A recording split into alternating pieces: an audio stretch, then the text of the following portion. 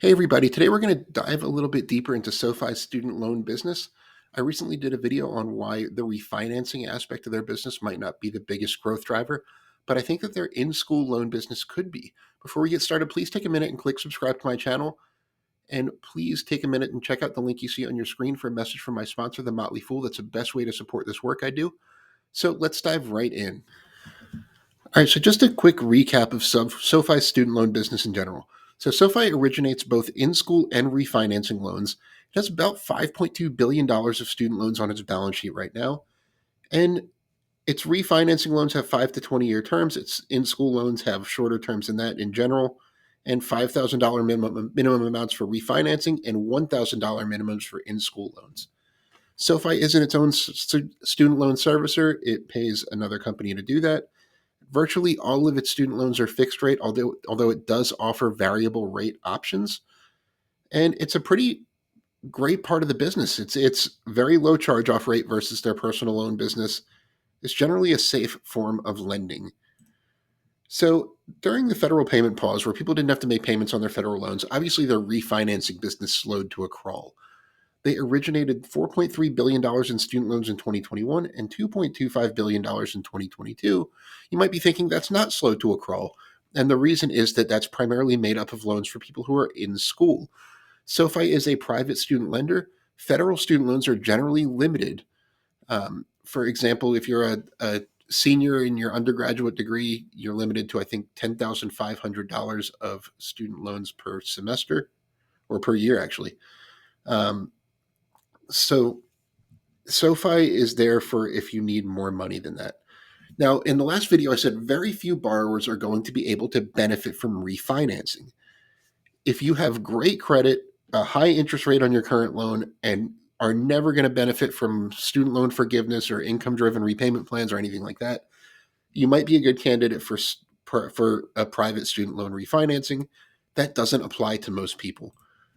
So the real story for SoFi could be in-school loans. Now, here's why I think this is a big overlooked part of the business.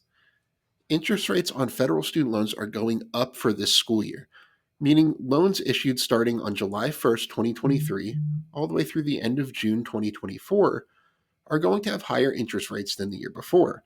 Meanwhile, SoFi's student loans for good credit borrowers have some pretty attractive interest rates. So here's just a quick comparison. So you can see in 2023-24, undergraduate federal loans are going to have a 5.5% interest rate, and that's not dependent on credit score. That's just what everybody's going to get. For graduate and professional loans, it's 7.05%, and for plus loans for both graduate borrowers and parents, it's 8.05%.